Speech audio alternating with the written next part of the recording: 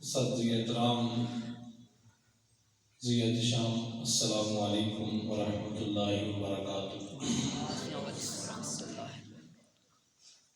جمعۃ المبارک کی ان مبارک ساعتوں میں آج کے خوبصورت موضوع کو ہم نے حضور غوث اعظم رضی اللہ تعالیٰ عنہ آپ کے ذکر مبارک کی طرف منسوب کیا ہے۔ مالک کریم ہمیں حضور غوث پاک کی سچی محبت نصیب فرمائے۔ ربیع الاول کا خوبصورت اور عظمت والا شانوں والا مہینہ، جس کے اندر شانوں والا رسول تشریف لایا، وہ اپنے اختتام کو پہنچا ہے، اور یہ ربیع الثانی کا مہینہ ہے۔ اس ماہ اقدس میں نبیوں کے امام کی ولادت باسعادت ہوئی ہے۔ اس ماہ اقدس میں رسول اللہ کی امت کے جو ولی ہیں، ان میں سے ایک بہت بڑا نام ہے حضور شیخ عبد القادر جیلانی محبوب سبحانی۔ القابات ان کے دیکھیں، محبوب سبحانی یعنی آپ وہ مرد قلندر ہیں کہ آپ کو رب تعالیٰ کی دوستی کا شرف حاصل ہوا ہے۔ سبحان اللہ۔ آگے چل کے آپ کو پتہ چلے گا کہ صرف دوستی کا شرف یہ حاصل نہیں ہوا، بلکہ ایسے ایسے اللہ نے آپ کو اوصاف حمیدہ عطا کیے کہ آپ نے ان اوصاف حمیدہ کو اپنا کر لوگوں کو اسلام کی طرف راغب کیا ہے، اور لوگ آپ کے ہاتھ پر کلمہ پڑھ کر مسلمان ہوئے ہیں۔ بنیادی طور پر سرکار بغداد حضور غوث اعظم کا جو نام مبارک ہے وہ ہے عبد القادر۔ کیا نام ہے؟ عبد القادر۔ اور کنیت جو ہے وہ آپ کی ابو محمد ہے، اور آپ کے والد گرامی کا نام ابو صالح موسیٰ جنگی ہے، اور والدہ ماجدہ کا نام ام الخیر فاطمہ رحمہ اللہ ہے۔ آپ کو یہ شان اللہ نے عطا فرمائی ہے کہ آپ اپنے والد کی طرف سے حسنی ہیں اور والدہ کی طرف سے حسینی سید ہیں۔ سبحان اللہ۔ باپ کی طرف سے کیسی نسبت ہے؟ اور بھی زمانے میں معاشرے میں بہت سارے سید ہیں، لیکن کسی کا باپ سید ہے تو والدہ غیر سیدہ ہے۔ باپ تو جو طلب بات ہے، سمجھیں اس کو، آپ کو یہ اس بات سے لذت حاصل ہوگی کہ بہت سارے سید معاشرے میں پائے جاتے ہیں، سادات کی بہت ساری آگے نسلیں ہیں، لیکن کسی کا باپ سید ہے تو ماں غیر سیدہ ہے، تو ان ماں باپ سے پیدا ہونے والا بچہ باپ کی وجہ سے سید کہلائے گا۔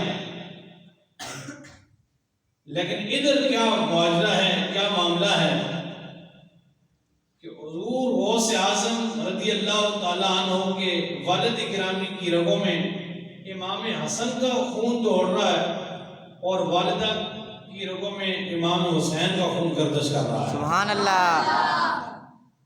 کوئی بھی بندہ کوئی پاور دکھاتا ہے، کوئی کوئی کرشمہ دکھاتا ہے، عقل کو حیران کرنے والے ایسے ایسے اوصاف حمیدہ دکھاتا ہے، تو اس کے پیچھے کوئی بات ہوتی ہے، پاور ہوتی ہے۔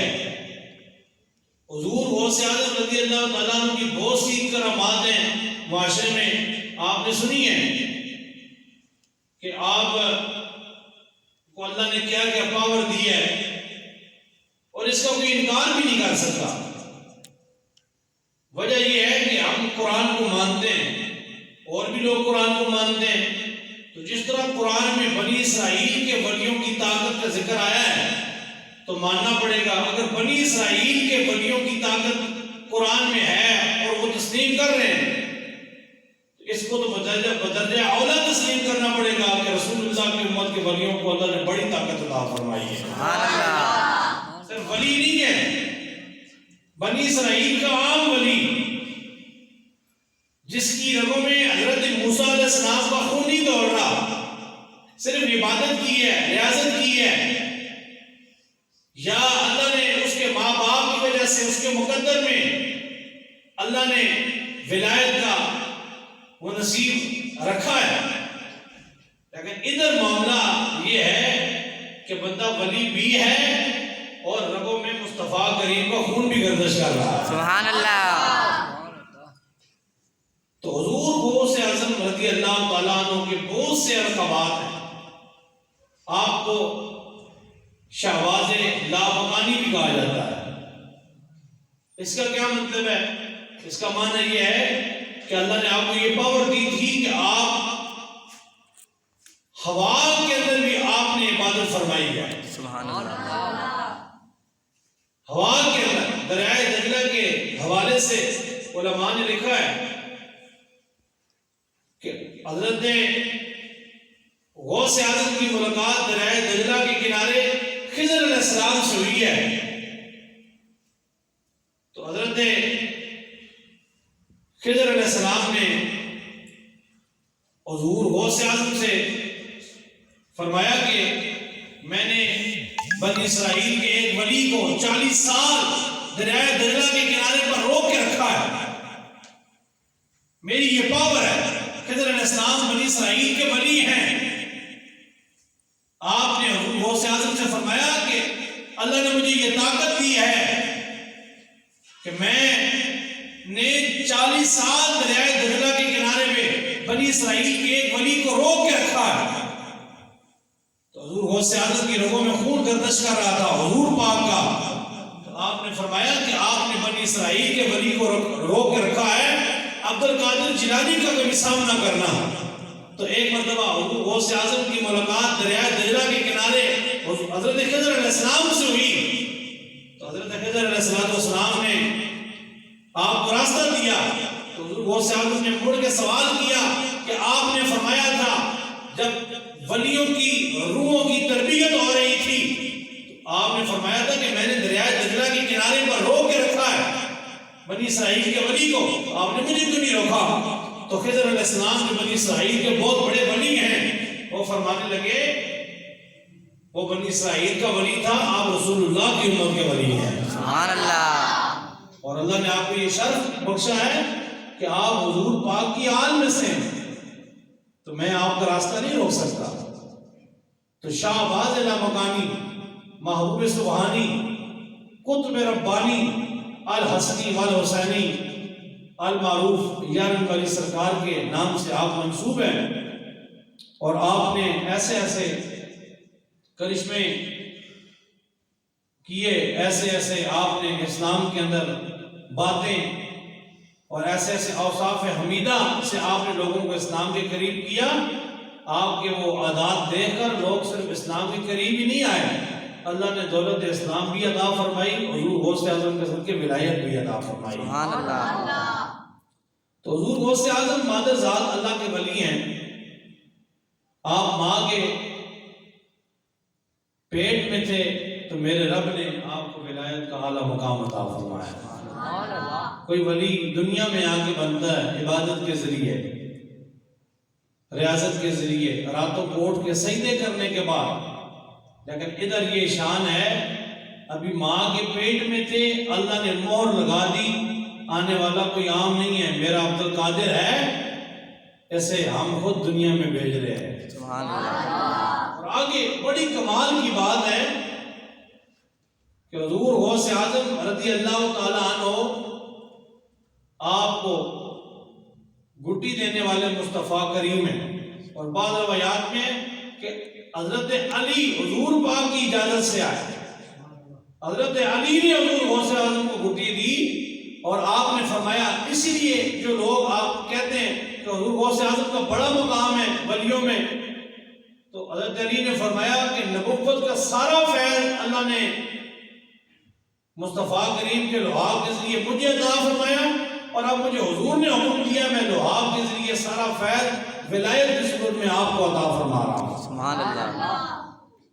یہ جو معاشرے میں ایک بڑی عام بات پائی جاتی ہے، سوال بھی بہت سارے لوگ کرتے ہیں کہ 11ویں شریف کا کنسپٹ کہاں سے ہے، یہ لوگوں نے کہاں سے نکال لیا ہے، تو اس پر بھی یہ بات سنتے جائیں کہ حضور غوث اعظم رضی اللہ تعالیٰ عنہ کی ولادت جو ہوئی وہ یکم رمضان المبارک کو ہوئی۔ کب ہوئی نہیں؟ یکم رمضان المبارک کو ہوئی، اور آپ بغداد شریف کے مشہور شہر قصبہ جیلان میں پیدا ہوئے، اسی وجہ سے آپ کو جیلانی بھی کہا جاتا ہے، اور آپ کے القابات میں محی الدین بھی ہے۔ محی الدین کا مطلب کیا ہے کہ آپ نے دین کو زندہ فرمایا، دین کو زندہ فرمایا۔ حضور کی حدیث ہے، حضور فرماتے ہیں جب بھی میری امت پر مشکل وقت آئے گا، اللہ میری آل میں سے ایک ایسے مرد کلندر کو پیدا فرمائے گا جو دین کو زندہ بھی فرمائے گا اور لوگوں کو اسلام کے قریب بھی فرمائے گا۔ سبحان اللہ۔ اب حضور غوث اعظم رضی اللہ تعالیٰ عنہ کی ولادت سے پہلے جاہلیت کتنی تھی، یہ ذرا توجہ فرمائیں کہ جاہلیت کا یہ عالم تھا کہ بڑے بڑے اس دور کے جو علماء تھے، بڑے بڑے قاضی قضاء، رات کو مہینے میں ایک دن ایسا ہوتا کہ رات کو مجلسیں قائم کرتے، پھر یہ غوث اعظم کی ولادت سے پہلے کی باتیں ہیں۔ جاہلیت اتنے عروج پر پہنچی، لوگوں نے اسلام کے اندر بگاڑ شروع کر دیا کہ بڑے بڑے علماء حضور غوث اعظم کی ولادت سے پہلے، اور بڑے بڑے قاضی، بڑے بڑے جج جو فیصلے کرتے تھے، وہ راتوں کو شراب نوشیاں کرتے، بدکاریاں کرتے، اور صبح ناپاکی کی حالت میں علماء مصلوں پہ کھڑے ہو کے نمازیں پڑھاتے، اور قاضی ناپاکی کی حالت میں قرآن و حدیث کے مطابق عدالتوں میں فیصلے کرتے۔ اور جس بڑے قاضی کے ہاں بیٹے یا بیٹی کی ولادت شادی ہوتی تو اس پہ وہ شراب نوشیاں کرتے، علاقے کے لوگوں کو جمع کر کے فری میں شراب پلانے کی دعوت دیتے، تو لوگ اس شراب میں مست ہوتے اور سرعام حرام کام ہوتے۔